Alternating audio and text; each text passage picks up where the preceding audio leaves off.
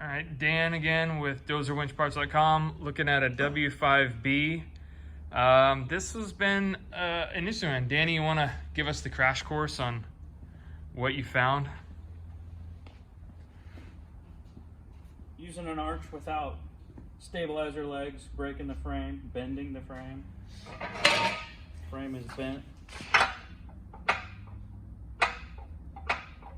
don't know which one is straight. Neither one of them is straight. It's bent this way. Gap in here. See there, gap there, yeah. Down there. Because it's pulled away from the tractor. And they've already tried to bugger some welds there. There's weld cracks. I don't know if you can see them on camera, but they're all four corners. On the bottom side as well, there's a mirrored. Down there, there's more like that. All of the back half of the winch is trying to break away from the arch. So the arch is up here attached on these points there, and there. It raises the wire and it is adding more torque because it's not braced against the back of the dozer.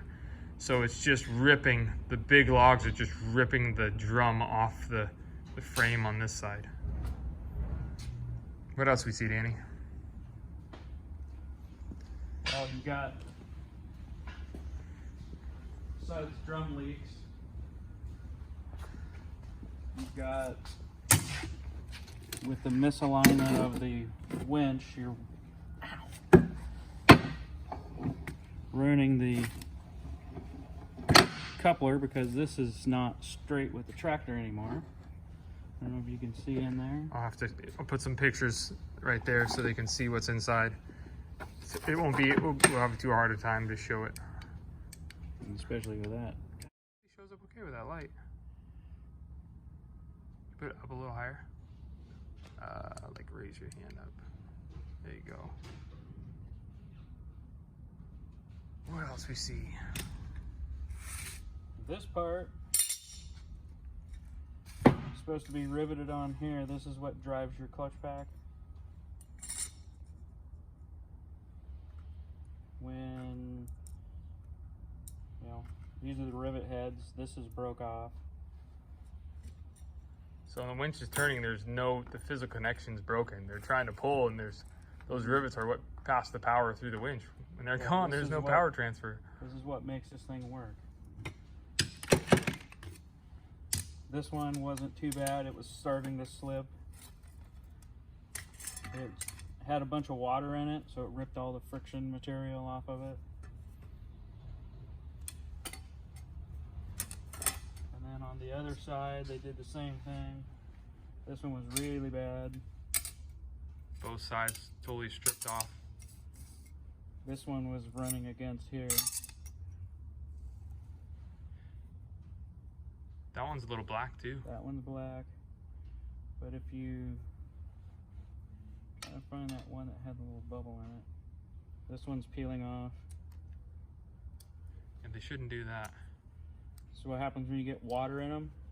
They rust between the paper and the steel, and the glue doesn't hold them anymore, and they come apart. Yeah, the newer Allied Hyster winches, you can't let them get wet. There's an easy way to find the ones that are bad, except for I can't find that one that had the... Look for the little bubbles. Yeah. Or what I do is I push on them this way and see if they come apart like that one.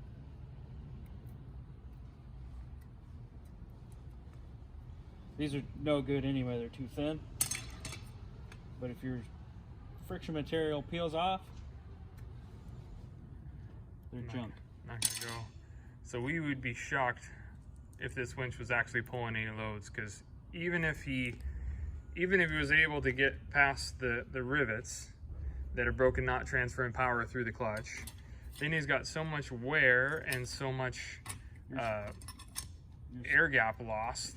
The piston, the stack height, he's going to try and stroke the piston. There's not going to be enough there. You're pushing into space. So we may or may not fix this winch given the damage to the frame, but if you're using an arch there's a lesson on making sure you have a back strap if you're gonna pull some massive logs with your winch. Anything else that we missed? Drum leak. The drum leaks, which on the B's and the C's, Danny, this part here is the one that sometimes gets stuck, yes? Yeah. It's basically just a pin that fits inside of a sleeve, and then it's turned down just a little bit to fit in the bearing. But where these two pieces go together, they stick to each other. So run properly. All the W5s are good winch, just like a 50B, but when they're abused, yeah, nothing really holds up to this kind of abuse. Spoiler alert, we did end up fixing this winch.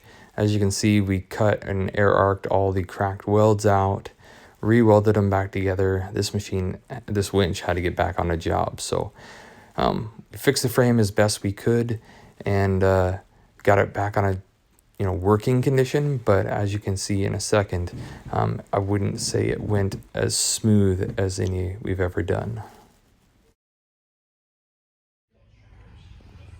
What do you think, Danny? How much do you love the W5Bs? It'd be fine if people use the right parts. You find them mixed up stuff? Yeah. What'd you find? This piston's 75 thousandths shorter than this one. Well, that'd make a big difference. Yeah, because the distance is from here to here, and you're supposed to measure here. See how low this one is? Yeah, it's like right down there on the bottom of the lip. Okay. These are all the way down. It's all the way against the bottom.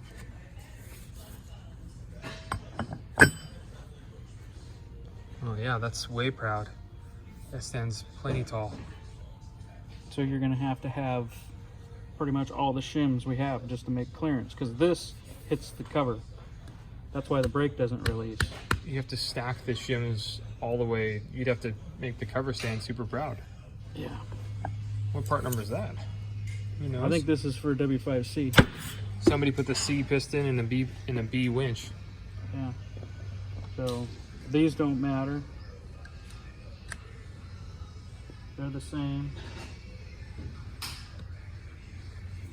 And we've seen guys use some parts from C winches, but if you don't update it right, If you don't know what you're doing, then this is what happens, and then it doesn't work.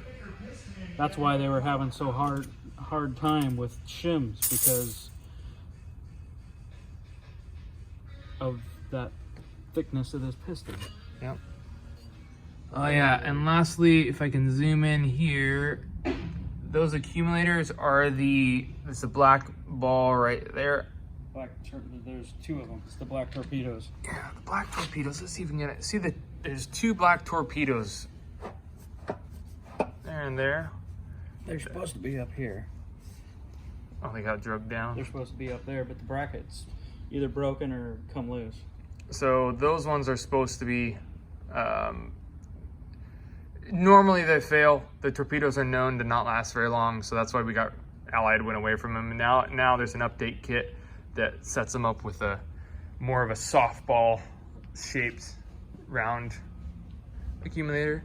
Oh, and lastly, drawbacks of pulling through the throat.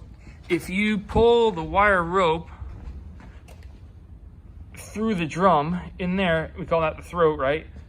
You don't want to pull the wire rope, tail chain and on all your hooks and stuff through there, because you'll end up yarding through it and it'll rub against the clutch housings. Then you have to patch it, and you can see they've already started to go through their second patch. So I'll walk over and show you another one.